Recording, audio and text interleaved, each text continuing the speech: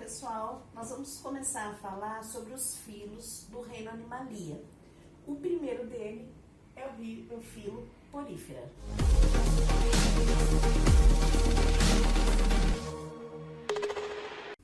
O filo Porifera, ele é o filo das esponjas. Então, acredita-se que são os primeiros animais que surgiram, eles são os mais simples que a gente tem no reino animal aí. Os ancestrais deles seriam protistas flagelados coloniais, então eles teriam vindo desses seres. Eles vivem em água doce e em água salgada.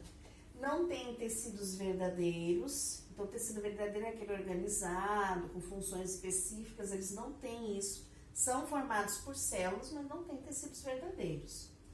As células do corpo da esponja apresentam um certo grau de independência, sem coordenação de células nervosas, reagem ao toque, o estímulo é conduzido de célula a célula. Então, assim, não tem sistema nervoso, mas se você tocar, ela reage. Por quê?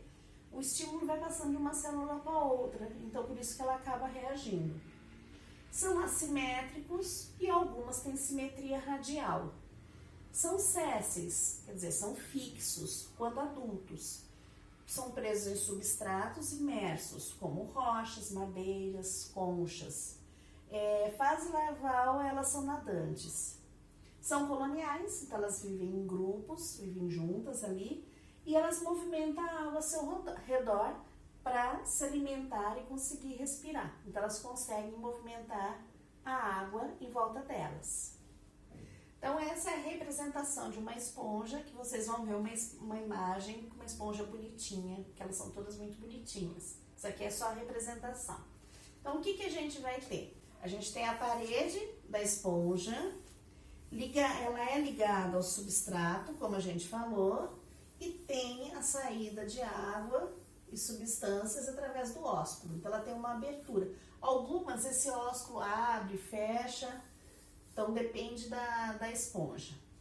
Essa parede dela é revestida por fora, externamente, pelos pinacócitos. Esses quadradinhos aqui que eu fiz para vocês, losanguinhos, né, melhor dizendo, são chamados pinacócitos, eles revestem toda a parede externa.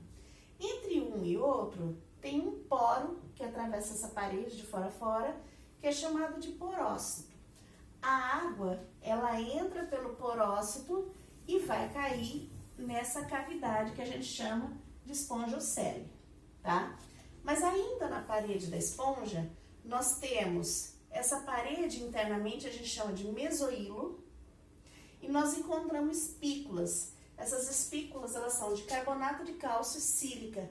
Elas dão uma certa dureza, vamos dizer assim, para a esponja não cair, elas dão uma certa dureza para essa esponja. Então, eu encontro aqui dentro da parede do mesoílo. E a gente encontra também fibras proteicas que são chamadas de espongina, também para dar aquela formação para a esponja.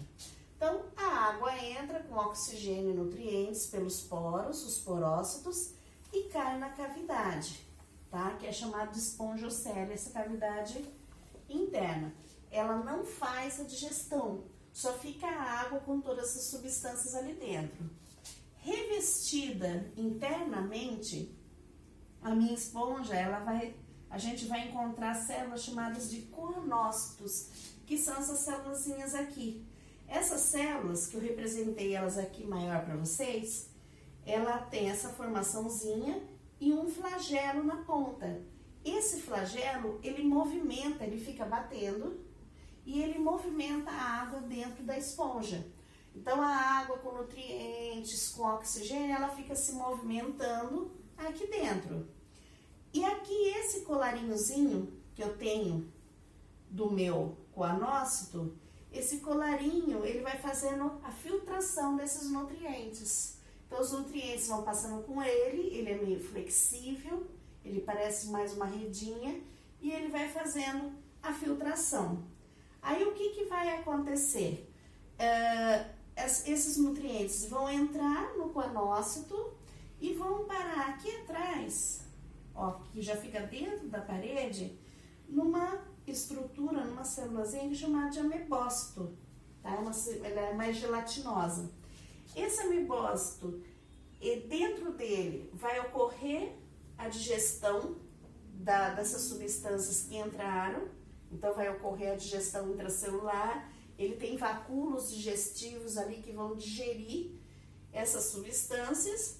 E esse amebócito, ele se locomove dentro da parede, levando o alimento para as células. O alimento passa de célula a célula e esse amebócito também faz a distribuição desse alimento, dessas substâncias.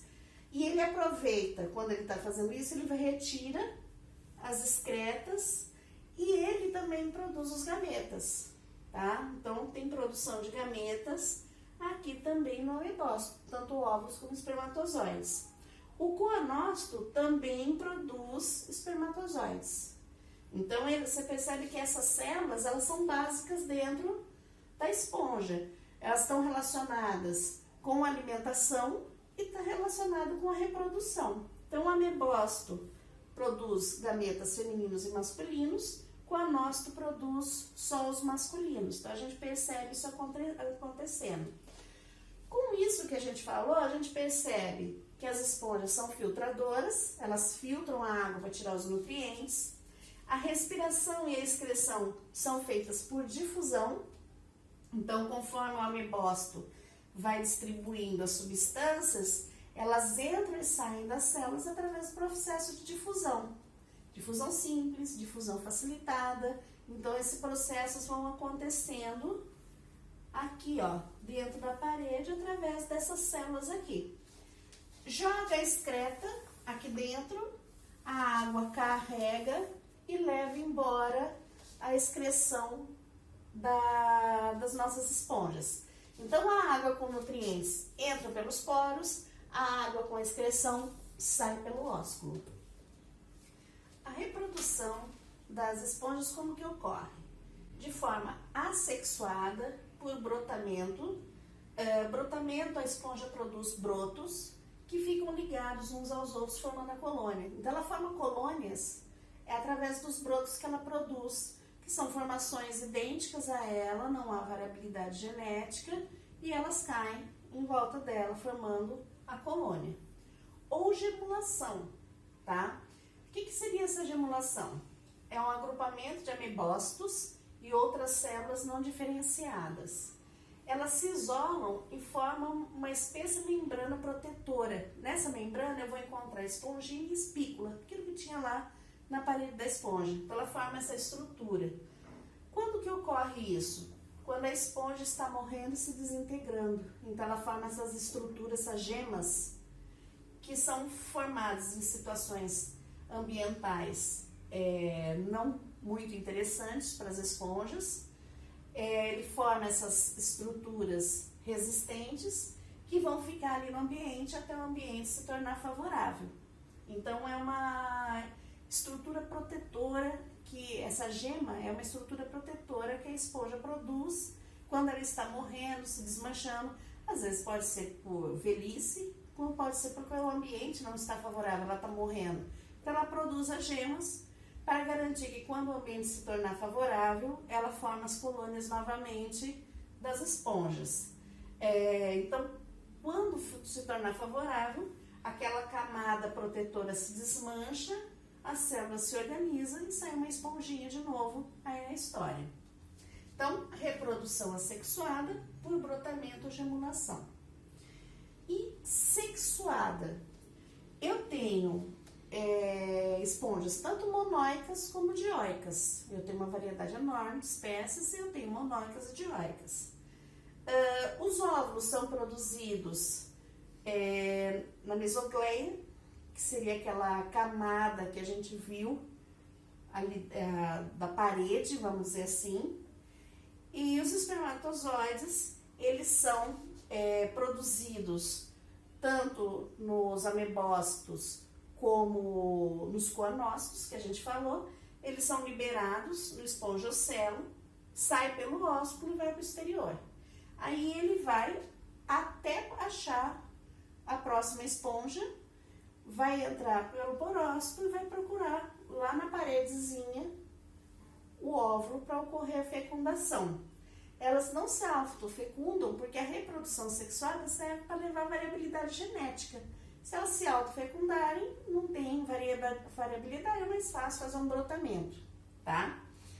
A fecundação é interna, vai ocorrer dentro da parede da esponja, como a gente falou. O desenvolvimento é indireto, porque elas formam uma larva ciliada, nadante, que vai sair dali e vai nadar até arranjar um substrato para se ligar. Essa larva ciliada é chamada de anfiblástula e vai sair pelo ósculo, gruda no substrato, fixa-se e aí vai formar uma nova colônia.